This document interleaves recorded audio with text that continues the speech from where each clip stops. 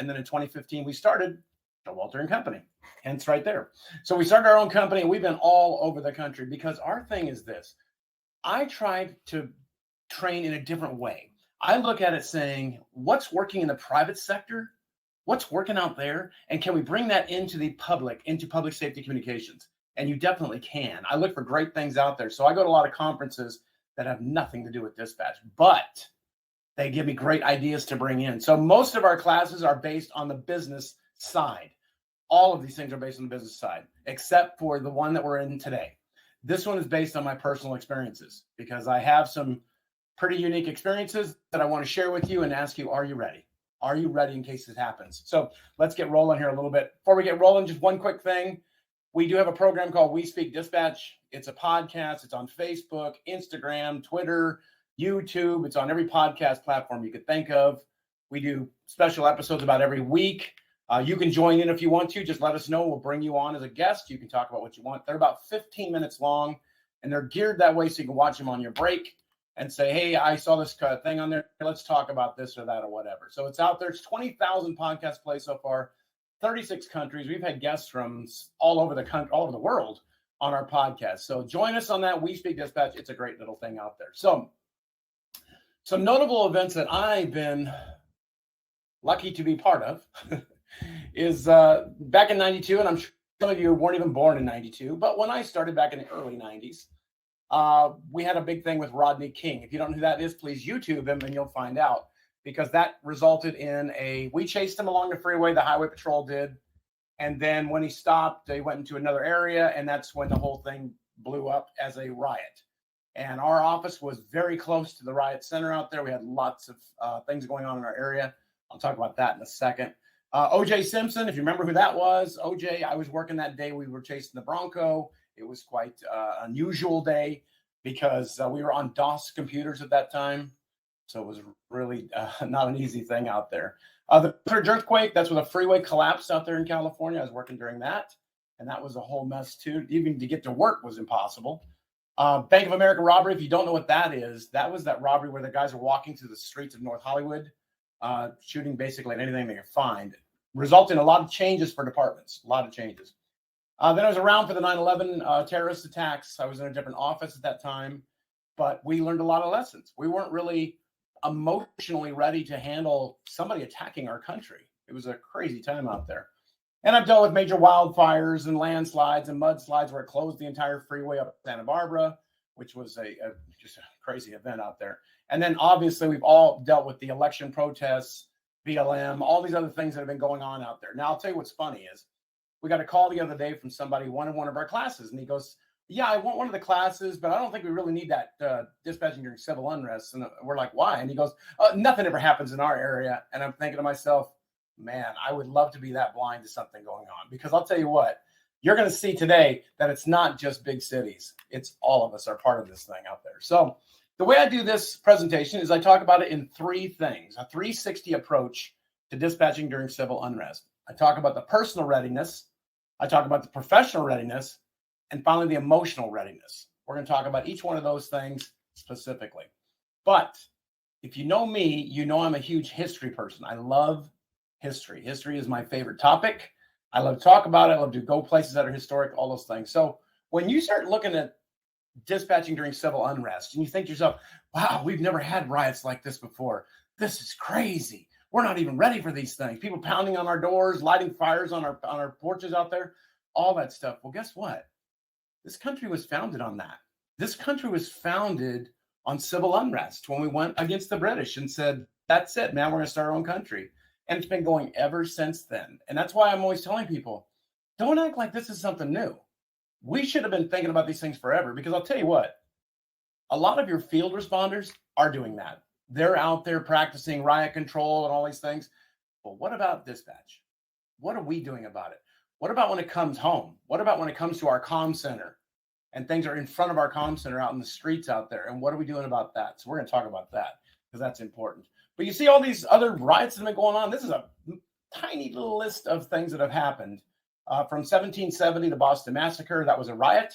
It was going on fighting the British, and all the way up to the Capitol riot that was going on. These are all things that should have reminded us, hey, maybe we should get ready for these kind of things. Maybe we should actually talk about it in our comm centers. Maybe this is something we should think about. Another thing that drives me crazy is the pandemic. When that happened, everybody's like, oh my gosh, I've never heard of it, such a thing. It's terrible. And I'm like, wait a minute, pandemic's been around since the dark ages. Shouldn't we have been thinking about this before that? Shouldn't we have been thinking about maybe this is what we do if something should happen, if an outbreak occurs, maybe we should do these things. I don't know. I'm just saying, I'm throwing it out there. A lot of times we wait till it happens in dispatch and then we start reacting to it. Instead of being proactive, we're being reactive. So we need to consider those things. So when it comes to civil unrest or social unrest, whichever you prefer, I break it into 4 basic food groups. Don't mean food groups, but it comes in this way. We've got economic and social injustices. Remember where they're saying it's the 1%ers that get everything and all this craziness that was going on. Then they're out there protesting. And then you have the sports and entertainment. If you don't think there's riots and social unrest during that, you're crazy. Try to work in downtown LA when the Lakers win. For some reason, people think, you know what? The Lakers just won. We should probably go light a car on fire. I don't know why, but they do. And that creates havoc out there in the streets of LA. How about politically motivated protests? Now, when the elections happened the last couple of times, we've had turmoil out there. We've had a lot of people protesting, things like that.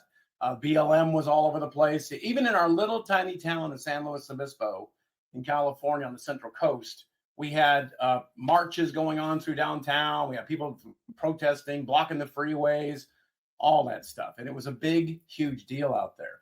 In fact, a personal note, I used to live in Morro Bay. I live in Tennessee now, so thank goodness. But I used to live in Morro Bay, a little tiny beach town. And my house had a blue line flag on it. And one time I'm out training across the country. My wife's home. She calls me upset. And I'm like, what happened? And she's like, somebody left a note on our door saying you're a bunch of racist cops. And I'm like, man, even in this little teeny town of Morro Bay, people are acting like that. So I left the flag up. I really don't care. But in Tennessee here, I have the flag up and nobody seems to say anything about it. But that's politically motivated. All those things are kind of like, because we've been divided so much in this country, that's politically motivated. And then finally, the last one is the one that really impacts a lot of us, is reaction to police actions. Whether it's a shooting or an arrest or some kind of thing out there, people get really like, those things can cause havoc in a second. I mean, I have some friends that work in Iowa. Guess what? They've had these things occur up there too, where somebody was shot and everybody thinks it's a bad thing and it's going back and forth. It's all over the place. Those are the 4 basic deals of social unrest or civil unrest, whatever. It's economic, it's sports, it's politically motivated, or reaction to police actions. You can always kind of get those into our categories and say, okay, we got that kind of stuff. So, I mean, just thinking about history, I mean, the First Amendment is full on. It says in there, you can peaceably assemble, meaning you can get up on the sidewalk with a flag and a sign and chant and do all these things out there. And that's perfectly legal and perfectly fine. That's covered under the First Amendment.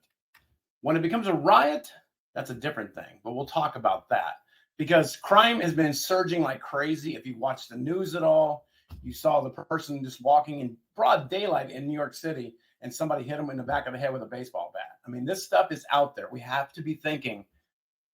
There's a lot of crime out there. There's a lot of stuff going on. We need to be kind of ready, not paranoid, but ready for these kinds of events out there. So riot versus a protest, what the heck is the difference? Well, the difference is this. Protesting, First Amendment, you got it. You can peacefully protest out there. You can stand on the corners and flags and signs and do all these things out there and chant and do all these things. That's perfectly fine. That's First Amendment. Rioting changes everything. When it becomes a riot, it involves destruction of property, use of weapons, people are being injured or killed. Once a riot begins, it's no longer protected by the First Amendment. This is why when you go to our officers are out there at a big scene of these people, they'll get on their PA systems and say, this has been declared a riot. You need to leave the area. That's why they're saying that, because it's no longer a protest. It's now a riot. And now we need to clear the area if they can. But I mean, the line between civil protesting and rioting is real blurry because you've got things that'll change on the dime out there with certain things that happen. We've all seen that on the news. I don't have to tell you all about it. We've all seen it. One of the biggest things that impact protests is professional agitators. This is huge. Professional agitators are these people that get into crowds and they stir them up. It's the bad in the mad. People are mad, they're out there protesting, and then the bad element comes in and changes things, gives them rocks to throw, encourage them to fight, do all of these things. And it's like, that's what I'm talking about. A protest is something completely different. A riot, when you get those professional agitators, and you know what I'm talking about, Antifa and all these other people out there that wear their black things and all this stuff and run into crowds, they're trying to stir people up. They're really trying to push that crowd to do something crazy. And that's when you get this professional agitators. Man, if you go to any kind of like Amazon or whatever, and you put in the book professional agitators, you'll get tons of books out there talking about these professional agitators that go out there and cause this stuff. They want trouble. They want chaos in these things. And that's why we got to kind of consider that. When we have a protest, are there professional agitators that come into town? We had it in San Luis Obispo when we had our protests going on and people wanted to go block the freeways and everything. We had people busing in from LA. LA is 3 hours away, but they were still busing them in to get this people crowded, get going, start screaming about stuff, start saying how unfair it is. They were all doing this. And it was one of these things where we have to be ready for it. So it's important to think about. Now, here's a thing that I hope all of you already say, hey, Doug, I already got that. And I'll be like, hey, awesome. That's great news. This is a free thing that's out there for all of you. It's the Homeland Security Digital Library. I hope you've all accessed this thing before because it's got great information if you know how to use it. So you go to the Homeland Security Digital Library. That's the on the screen. It's got the website. You go to special collections. You go down to lessons learned information sharing. In there, it's got page after page after page of different kinds of events that have occurred. What happened? What was a result of it? All these kinds of things. Whether it's a riot or a huge fire or a plane crash or whatever, it's in there. And I always look at it this way. Pull up these things, print it, take it to your work and say, what would we do if that happened here? You don't have to look at it going, well, look what they did there in whatever state that is. No, take this information back with you to the comm center and say, what would we do if it happened here? How would we handle this kind of a thing? And that's what I'm talking about. A lot of times we get resources like this and we're like, well, somebody should do something with it. Yeah, you should do something with it. You should print something out or talk about these events and say, hey, man, this is what they learned as a result of this thing. And this is how we should do it. Give you an example. One of these lessons learned information sharing things talks about a medical plan for treatment during a riot. How do you get medics into a riot situation? I mean, can you get somebody in there to do these things or not? The one that I got on the page with it is the lessons learned from the LA riots that I was around for. Our office was in a pretty precarious area. We had National Guard surrounding our building. We took the signs off the building saying it was the California Highway Patrol. And we had people running in the streets and running on the freeway with torches. It was a crazy time to be in LA. And this was one that really was an interesting thing. So here's what happened. So our job during the riots in 92 was to protect firefighters because apparently people wanted to shoot firemen. I don't get it. But at that time, if you think about LA back in the 90s, they had those open top fire trucks. It looks like a convertible almost, but it's got no top on the top of the fire truck. And our job was to put a patrol car in front of a fire truck, behind the fire truck, and drive them to wherever they're going to put out a fire. So they get to this one house, and this guy's barricaded in his house, and he's shooting just randomly out of the house, the front door. And so the officers are figuring out where he's at. They're going to make an approach. So they're all on the other side of the fire truck because you can hear the fire truck being hit. I mean, they said you could hear the ding, ding, ding of somebody shooting at the damn fire truck. So the firemen and the officers are all crouched down on one side of this thing, and this guy's still shooting. Well, right at that exact time, a load of National Guardsmen showed up behind them. And the National Guardsmen said, hey, what's going on? They said, hey, this guy's in the house. The house is actually on fire, but he's shooting out the front door, so we can't go in to put the fire out. Can you guys give us some cover? Well, cover to the military is a lot different than cover to the police. So they meant point your guns in that direction, hold on. But they didn't. The National Guard opened fire on this guy. And it was the guy gave up very quickly, by the way. But it was a learning experience. It was a lot of chaos going on down there, but we learned these things. So working in that command post was definitely a surprise. This was the video that started the Rodney King riots in LA, the 92 riots. That was a video taken 4 LAPD officers that were allegedly assaulting him. It went to trial. The officers were acquitted. That's what started the riot, and it became an absolute disaster down there. So if you look at the map, you'll see our little badge at the top of the map, and then down south of us, about 3.5 miles, is the Florence and Normandy where it happened, where actually the actual epicenter of this riot was right there. And so we were pretty subjected to the smoke that was coming up. Everything was on fire. It was driving to work was crazy. I mean, there was people on the freeways. It was just insane what was going on downtown. 63 people were killed, 2,400 people injured, more than 12,000 arrests, property damage, $1 billion in $92. So as you can imagine what it would be now, it'd be several $1 billion of damage. It was the craziest thing I've ever seen in my life. We had National Guard helicopters flying over. We had our helicopters up in the air. We had military Humvees all over the place. It was a crazy time to be in this thing. So I'll tell you some lessons we learned from this thing, or lessons I personally learned from these things. Communications breakdown was obvious. We did not know exactly what was going on because we were in our comm center, no TV. We were just kind of subjected to people coming in saying, this is what's going on. The radios were going nuts because we brought in so many extra officers from around the state to come in there. So they're all trying to get on the radio. It was just an absolute disaster to me that we had to be working during this environment of, oh my gosh, what's going on out there? The emotional readiness was missing because we had not prepared for this kind of a thing. I don't remember any kind of training in my career back then that said, hey, if we get a riot, here's what's going to happen. Here's how you're going to feel, all these things. Because when you see your city on fire and destroying and people just fighting and just shootings everywhere, it really takes a toll on somebody to sit through it going, oh my gosh, this is crazy. Our country's falling apart. And the safety for the employees driving to work, leaving work, being at work. I don't remember one thing talking about, hey, here's how you be safe on your way out of here. Here's how you be safe on your way in. Here's what you should do. There wasn't anything because I don't think a lot of people thought it would get as big as it was. It was really big. Command post operations. I mean, we moved that command post so many times because we'd park it, then be a problem. Have to move it somewhere else, then move it somewhere else. It was a lot of stuff going on. The radios were so insufficient. We had to borrow radios from our Department of Transportation and I'm talking quickly learn how to use these radios. So we had to sit there trying to figure these things out while we're dispatching to hundreds of officers. Logistics, lodging, food, all those things. Thank God the second day, the Red Cross showed up with a food truck, which was awesome, by the way. But it was just, we had no plans because most of the time in LA, we would go on lunch runs. Somebody would say, I'm going to go to a chicken place or wherever, and we'd all give them money and they'd go. Well, you certainly could not do that during a riot. So we had to figure out other things out there. So lessons learned, take it from me. With today's climate, every city can be subjected to civil unrest. I don't care where you work. I don't care if you're in the best little bucolic town where everybody waves to each other and stuff. Could it turn bad? Yeah, it could. If something happens or something's going on, definitely could cause a problem. I mean, there's so much, it's kind of like a tinderbox. I mean, things are out there getting ready to rumble. We have to be ready for these things and think about this stuff.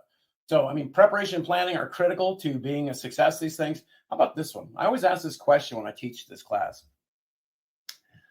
What have you been told if somebody calls 911 and says, I just made a turn into this downtown area. I didn't realize, but there's a lot of people in the streets are here. They're coming to my car. What should I do? Have you thought about what you're going to tell that person? I encourage all of you to go back and ask your supervisors and whoever, what should we tell somebody? Because could you put them in a very dangerous position? Yeah, you could. Go back and ask, what is our department's role in this? How should I tell people to do this or do that or do these things? What should I tell somebody? And that's why, to me, that's such a critical thing to think about because we had that. We didn't know what to tell people. We were transferring calls to LAPD, letting them handle this stuff, but it was like we were inundating them. They were inundating us. It was just a crazy time to be working at this place. So it was a crazy thing because one thing that I learned over my entire career with all the other things we've had to deal with is expect chaos. I don't care if it's a big brush fire or a riot or whatever. You have to learn to work through chaos. Chaos is going to happen. No matter what's going on, people are going to be calling 911, saying all kinds of crazy things. People are going to be giving you the wrong information. You're not going to know where the officers are. It's going to be chaotic. We have to learn to focus and be calm and deal with these things. I mean, I remember when we had OJ running around the streets of LA in his Bronco, and it's like, it was crazy because we were taking 911 calls with people saying, let OJ go. Well, I mean, what are we supposed to tell these people? I mean, I'm thinking he's a murderer, maybe, but it's like, it's one of those things where it's like, we have to think about these things before it happens, because that way it'll prepare us. Side note, if you ever get a chance to see the movie Crimson Tide right there with Gene Hackman and Denzel Washington, great movie. He's a submarine commander. He's running drills to learn how to shoot off the rockets. But when in the middle of this one drill, they're just practicing, a real fire kicks out. So Denzel says, hey, stop the drill. Let's go put out the fire. And Gene Hackman says, no, they need to work through it. They need to work through chaos. And that's exactly what I tell people when I was in the dispatch center, was we have to work through it. We can't let somebody get on the phone. Oh my God, somebody's calling. They're telling. We can't let that happen. We're the professionals. We've got to be prepared. We have to prepare ourselves to work through chaos, whether it's an active shooter or whatever it might be. You know, and I know the information is going to be sketchy at best, but we have to learn to work through it. So it's important to do that kind of thing. All right, so let's go into our first little section here, which is personal readiness and awareness. This is before you even leave work, when you know what's going on out there. There are two things you should think about when you're going into an area that possibly has got a riot going on or social unrest or whatever. Practice two things. Either risk avoidance, meaning stay out of the area, but if you're working, you really can't. So we have to practice risk reduction. Risk reduction means we're gonna mitigate potential risky behavior through planning, preparing, and awareness, right? So we have to. I mean, I had to drive into LA. I couldn't just say I'm not going to go into downtown today. I had to work there. I had to drive into this stuff. So that was risk reduction.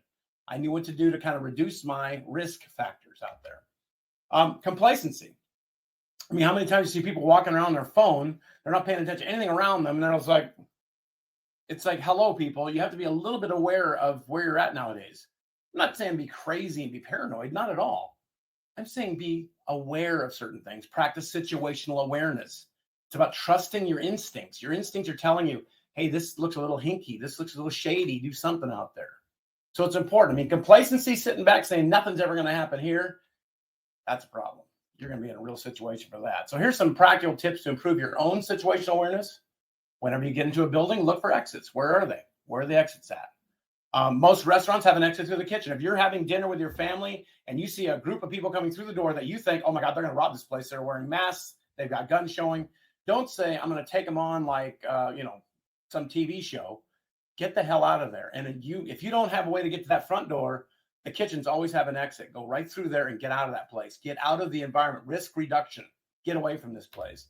When you're walking away from your vehicle, you parked your car in a parking lot at the grocery store.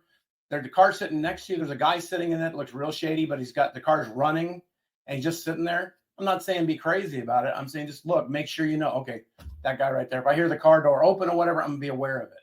That's it. It's just simple things out there that a lot of us don't practice. And when I go out, I see people all the time just walking blindly to their car on their phone going, I don't care what's happening around me. These are basically victims waiting to happen. So, and that last one is if your gut's warning you, pay attention. I consider that my spidey senses, like Spider-Man. I can feel, like when your back of your head goes up, something's telling you something's not right. Something's a little hinky out there. I got to be careful about these things. How about this? Even before your car, do you watch the local news, not national news or not, Hallmark Channel, but are you watching the local news? See if anything's happening downtown or where your work is, where your office is. Is there anything going on over there? Is there a water main break? Is there a whatever going on? Be aware of those things. When you're driving to and from work, do you wear a patch or logo emblem from your agency on your clothes? Bad guys don't know the difference between that's a dispatcher, that's a firefighter, that's an EMS guy, or that's a police officer. All they know is they see a badge or a patch, and that's it. How about decals on your car? A lot of people have 911, or they have a headset, or they have whatever. Just be aware. You're putting that information out there to the public. You're telling the public, hey, everybody, I work in public safety. I'm out here. I mean, we think about you're driving to work. When you're driving into your office, do you look around? The streets have a lot of people in them right now. There's a lot of people in the streets. What's going on? How about when you pull in your parking lot? Is somebody lingering by your office, just kind of milling around out there? Do you have alternate ways into work? Have you thought about, what if I can't get through this way? Can I go around this way? Can I go a different direction? Those are all simple things to do. Simple. How about this one? Vehicle preparedness. I ask this all the time, and I'm always surprised. Like half the class will say, no, we're not, we don't have anything. And some classes will. I hope all of you can say, I have a first aid kit in my car. If you don't have a first aid kit in your car, it's super easy. It's Christmas time. They're selling backpacks at the store for like $10. You get a backpack, you buy some Band-Aids, you put it in your trunk. Every time you go to the store, buy something else. Buy another can of spray or whatever it is and put it in that backpack in the car. Eventually, in a couple of months, that thing will be a full-on first aid kit for you. It's a great safety thing out there. It's just make sure you got it. I ask people all the time, are you ready for this kind of thing? What if it's like, and you live in an area where, thank God I don't do that, where they have earthquakes. Earthquakes come out of nowhere. And it's like, if you don't have some sort of go bag or something at your house, what's that say about you? I mean, that's saying that you're pretty much like nothing's ever going to happen here. We don't want to have that kind of stuff. So I give you a lot of suggestions what to have on that: flashlights, first aid kit, jumper cables, water, fix-a-flat umbrellas, blankets, all that kind of stuff. How about this one? I bet you never thought about this one. I saw a guy, he's a Navy SEAL, and he's talking about how people can look at cars and get a great idea who you are and how I can rob you pretty easily. So he said people put all those stickers on the back of their car about, this is the place I live. It's got on the back there, it's a parking permit for that place. It's got how many kids they've got. It's got whether they got a husband or not, or a wife or not. It's got, all things about, we like to do all these outdoor sports. So maybe that tells me they got a lot of expensive things at house. These are all messages you're sending to people in society. Just be aware of it. Just be aware. I'm not saying be crazy. Don't get nutty. I'm just saying be aware of it out there. Don't do these things. More vehicle readiness. Remember, avoidance is the key. Remember, risk reduction, risk avoidance. Stay away from a riot if possible. Man, if you know what's going on, don't drive there. I really didn't have a choice in LA because we were right in the middle of this thing. Really not a big choice out there. I mean, legally, you can't run over people. I mean, if they're blocking your road, you can't run them over. I'll tell you about the caveat on that in a second. But the safest thing to do if you get into a crowd of people is to go slowly. Now, without saying, you should have the windows up, the doors locked, and the air on recirculate. And why is that? Because if they spray some sort of toxic pepper spray or whatever in the area, it won't come into your car because you got your air on recycling. It's important to have that stuff. Now, I did say there is a caveat to this running over people.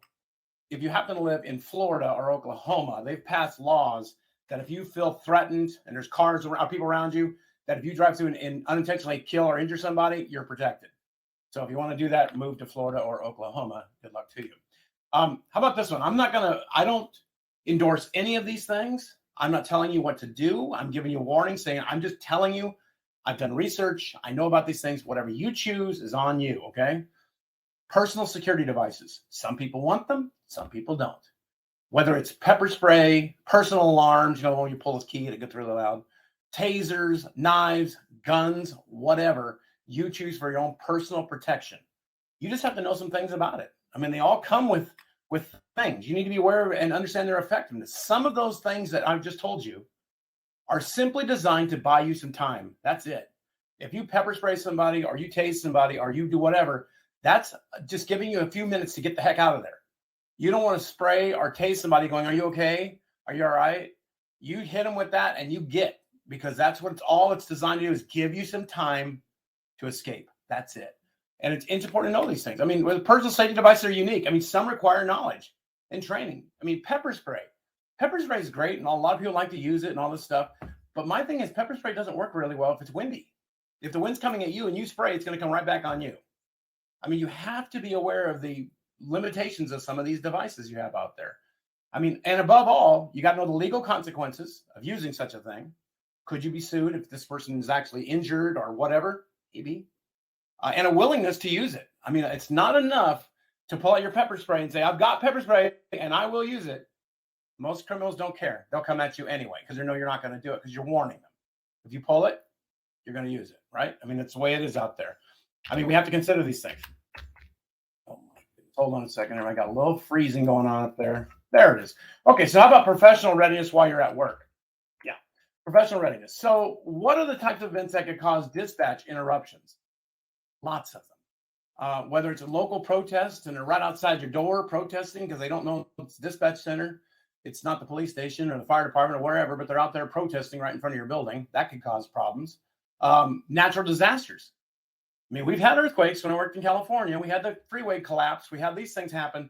That creates havoc out there. Equipment problems. You ever had a CAD go down? Wait a minute, really? Yeah, I know. CAD goes down a lot. Something out in the parking lot out there. Instance while you're at work. What if you get to work and it's a beautiful day and everybody's happy and you get to work, but throughout the day, things are starting to happen. Bad things are starting to happen. Now you just said, wait a minute, I was at work and it was a nice day. Now something bad's happened out there. I have to be ready to handle whatever's going on out there. So how about that one right there? I love this one here called intruders. Have you ever thought about what you would do if you have an intruder at your office? Somebody got into your building? At my office, we worked in San Luis Obispo. At night, there was no officers in there because they were all out arresting drunks. It's like, so we only had 2 dispatchers working on graveyard. That was it. And it's like, and we did have people get into our parking lot. We did have people pounding on the doors. I remember one call specifically. One of our dispatchers called me about 2 o'clock in the morning, and I could hear the guy pounding on the windows. And he's like, this is crazy. And I'm like, get our officers to come back. All of them were busy, far away. I said, call the local police, get somebody out there, but turn the lights out and get under your desk, because that's about all we can do. They don't know the layout of the comm center. You do. Turn the lights out. If it breaks through that door and they get in, then we'll have to deal with that. But it's something to think about. I mean, it's something to consider. What would I do if this happened to me? What would I do? What would be my response to these kinds of things? So it's something to think about when you consider these things. I saw this a while ago in 2018, and it just really threw me.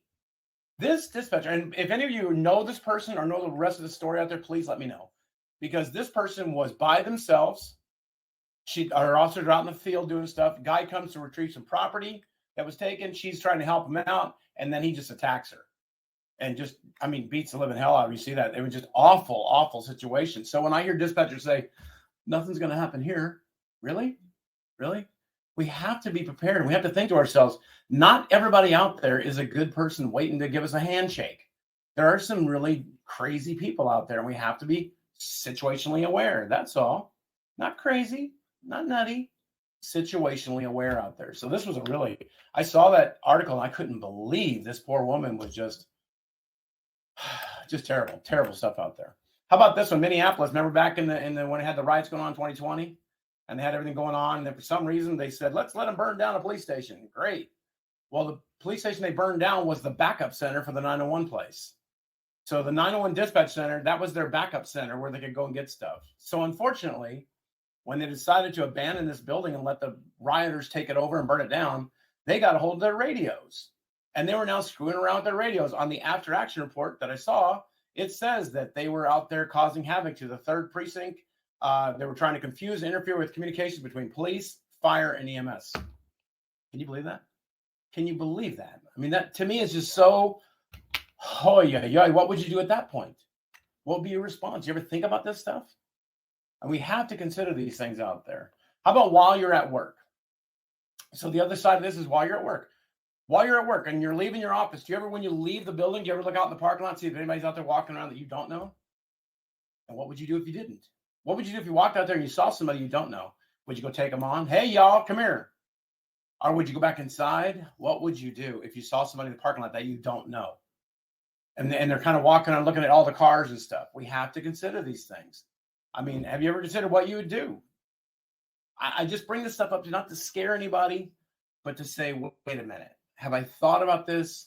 Can I go back to my office today and tell them, hey, I saw this dopey guy doing this presentation. You talk about these things. Are we ready for this? What's our plan? What do we do? It's important to have these things. Do you have supplies at work? In case you get to work and it's a great day, but by the time you get ready to get off, you're staying now because there's been a riot or there's been something going on or a natural disaster, whatever. Do you have supplies at work? Something in your locker, maybe that you can keep with you, something in your car. How secure is your building? It's only as secure as you make it. I've traveled around this country and I've taught at so many different comm centers all over the place. And I've walked into comm centers before. Those let me right through the door. They don't know who I am. Let me right in. And I'm thinking to myself, wow, that's not your good security. Because what if I was a bad guy? I just walked in right now. So could somebody enter your building? I don't know. Can you lock the doors? Do you have codes on the doors? Who's got the codes? How often do they change them? It's important to have this stuff. How about the fencing around your parking lot? If you park in a fenced parking lot, I hope you do. I will tell you what, that because I worked for the state of California before, They came out and said, hey, we're going to put some razor wire at the top of the fence. And we're like, cool, that's great. I mean, we're in a nice area, but okay, fine. So they came out to put the stuff up, and then they had to tell us, hey, we ran out of a budget situation, so we only did about half of it. I'm like, well, that's good. We'll make sure we tell people, go that way, go that. Don't come across this where there's no razor wire. Go that way. Crazy. How about sufficient lighting in your parking lot? If your lights are really dim out there and you're leaving work at 2:00 in the morning, how are you supposed to see anybody? I mean, it could be a definite thing out there. So just go walk around your building, look at it, and say, what is a safety thing here? This gate doesn't close. This fence has got a hole in it. There's no lighting in this part of the town. Just go walk around your building, take a look-see, and say, wow, we could probably use some of this. We could probably do some of these things. So it's important to think about this stuff. How about this? I don't know how many of you have these things, but an emergency operations plan. A plan that details exactly what you're supposed to do if you have to evacuate your building. What do you take with you? What do you get? All these things. So we came up with this emergency action plan years ago, and it's sitting just outside the supervisor's office in like a binder thing out there. And all they got to do is, if they have to leave and there's no supervisors working, there's no management, anybody there, you grab that book, you grab the schedule with you, the daily schedule, and you leave. And it tells you how to leave the building. Now, why do you take the schedule with you? So you can tell the people coming on, hey, we've evacuated the building. If you're coming to work, come over here. We're over here now. That's a big thing. But let me ask you this. We had some training with the FBI, and they were talking about our building kept getting bomb threats. It was crazy. This is many, many years ago. And they said, okay, so if you guys are going to leave, does everybody know where they're going to go? And we're like, well, yeah, we told everybody just go down the street. How are they going to get there?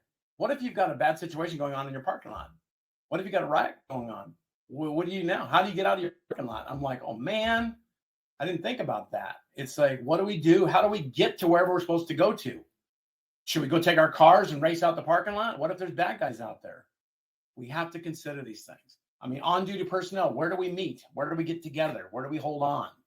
I mean, those things are out there. I mean, the book that we had telephone numbers, plans, where's equipment at, supplies, all these things. It talked about the need for rain gear, because what if it's raining? Sometimes bad things don't happen when it's sunny outside.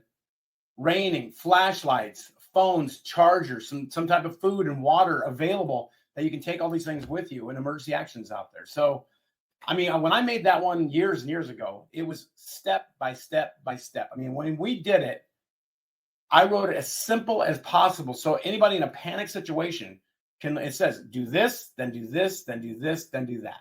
And then everybody goes. And it's something to think about. I hope you all have one, and I hope you've looked at it, because these plans should be reviewed often. Things change, man. Technology changes, locks change, locations change. All those things kind of change. We have to be able to say, okay, wait a minute. We're going to go here now. And the one thing the FBI did tell us, don't always go to the same place. If you're all tell everybody, hey, go down to the street to the liquor store, wherever, or the gas station, whatever it is, go down there. Well, don't always go to the same spot, because if somebody's setting you guys up, they're going to watch where you go. You go every single time to that space, and then they can go there. So they said, have a couple of different things up, and have the person that's in charge tell everybody, we're going to plan A or plan B or whatever. But it only works if everybody knows how to do it. That's it. And luckily, I worked in an area that had a lot of power outages and a lot of other stuff that happened. So we had a good experience using this booklet. So we came out with stuff out there. So please, if you haven't thought about that before, how about this? We had an employee that was deathly afraid of earthquakes, living in California. Surprising. So every time a truck drove by, she was under her desk. She was scared. She didn't like those things. So we had those false floors. Those false floors you have in a comm center while the wiring goes underneath. So she came in one day and she goes, Doug, went to an earthquake seminar. They told us about keeping a stock load of stuff under the floors. She goes, I went and bought these big plastic, you can buy them at Target, usually for wrapping paper, but the big plastic bins. And she goes, how about if we get a bunch of these? I'll fill them up with stuff. We'll put them under the floors. Then if something should happen, we've got it. And I'm like, okay, that's fine. So she puts it under the floor. So months and months and months go by. And the radio tech came in and he's telling me, hey, Doug, what's wrong with the radios, man? They sound terrible today. Because I've checked the towers, I checked the building. I'm not sure what's going on, but I'm going to check the floors because maybe there's something down there. And we're like, okay. So I'm standing with him. And now I'll just tell you that she had 4 of these big bends underneath the floor. and one of them had female products in there. And so when he pulled the floor open with those floor pullers, you know what those things are, those big floor pullers that pull up the tiles? I couldn't believe my eyes.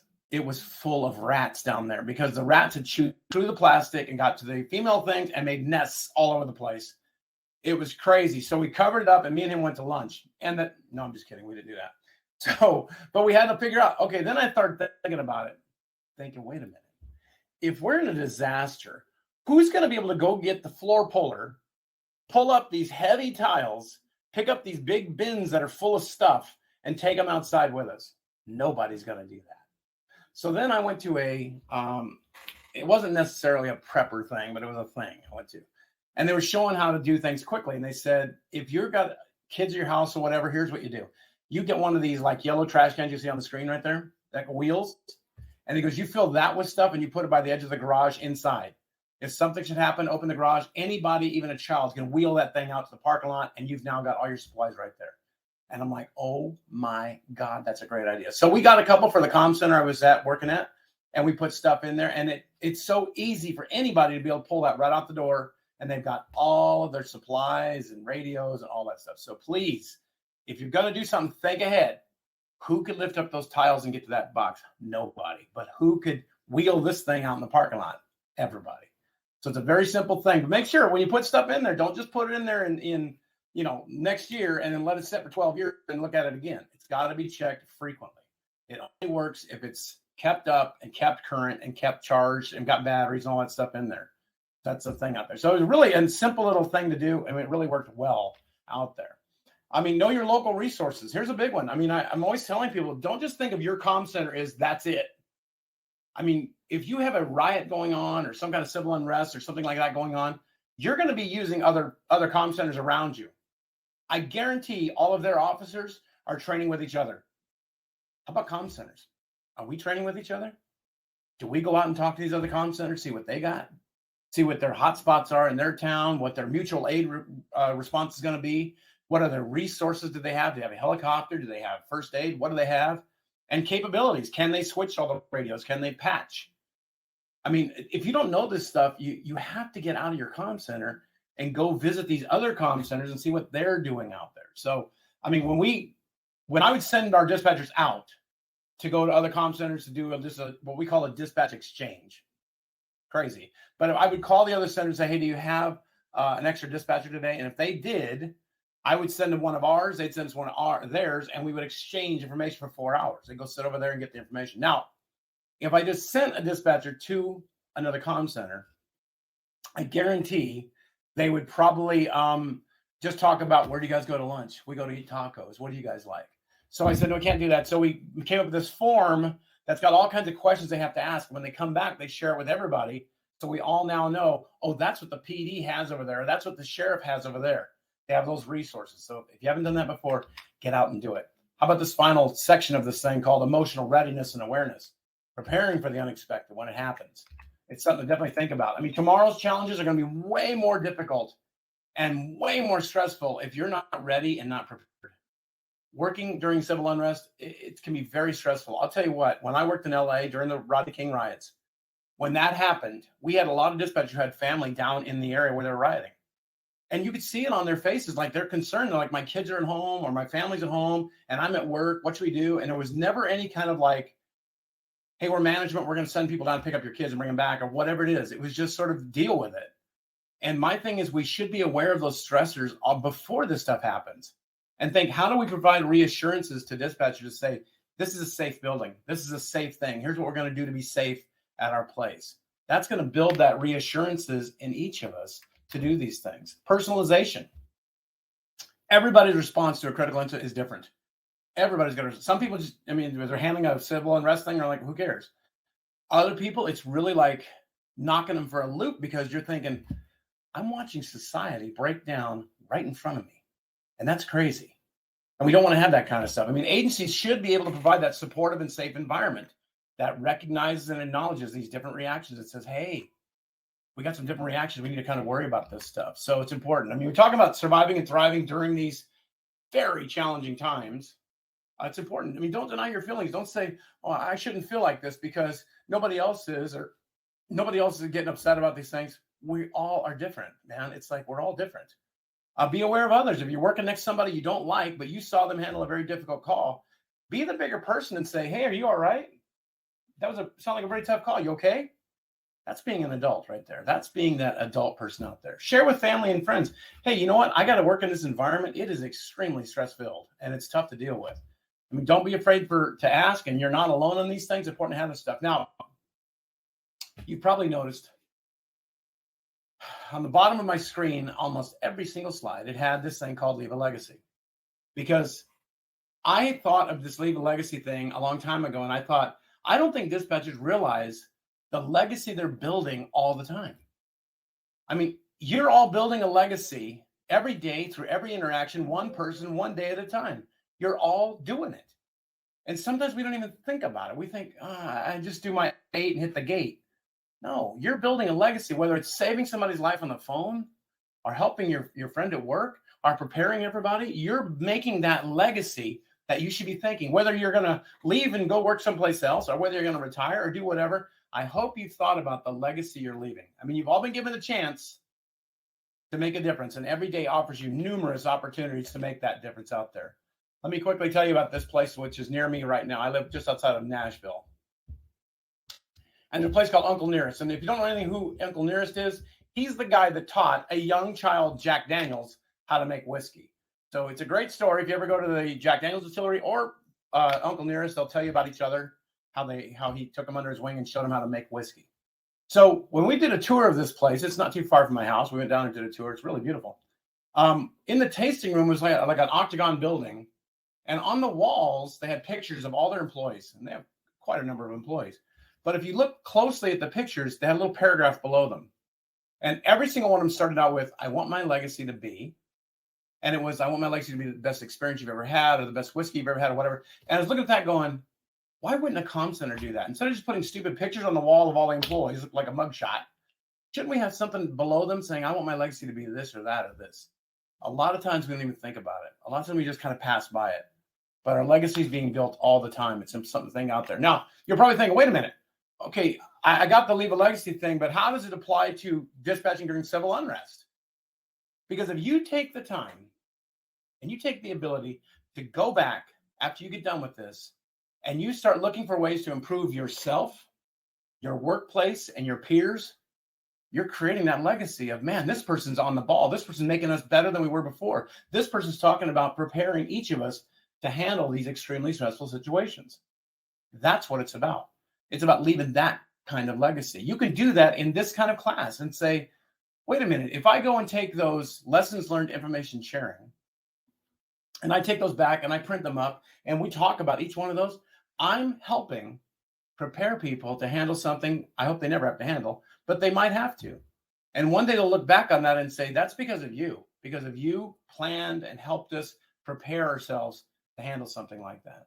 I mean, I remind every single one of you out there, every single one of you, to strive to leave a mark on the world, not a scar. You and I all know there are people out there when they retire, everybody's like, good riddance. That's unfortunate because they've spent all their career there and they've never left a mark. You are going to do that. You're going to leave that mark out there. And it's something to definitely think about when we have these things. So I'll tell you what, that is my little story for today. That's my presentation for you today. And I hope you all remember to leave a legacy. Think about dispatching during civil unrest. Go do those resources I gave you. If you see anything that you want me to send you or talk about or whatever, I'd be glad to help you out. Other than that, I don't really have anything else. I think Juliet's going to come back on here in a second, and she will tell us this stuff. I finished pretty quickly because I know that we ran a little bit late. So I'm trying to put you back on time. That was phenomenal, Doug. Oh, thank you very kindly. I really like how you just saw the need for this and took action, created this whole thing. That's phenomenal. I've been thinking about it a long time, having worked in that environment. Yeah. Yikes, it's not a good thing. And we did just talk to somebody the other day who told us, oh, we don't need that class. Nothing ever happens here. And I'm like, oh my God. Holy moly. Yeah. Boy, put the blinders on. Yeah, for sure. Well, so yeah, I definitely appreciate it. I appreciate being a gold sponsor and hanging out. And we got tomorrow's class too, which is doing time and dispatch. So that'll be good. Awesome.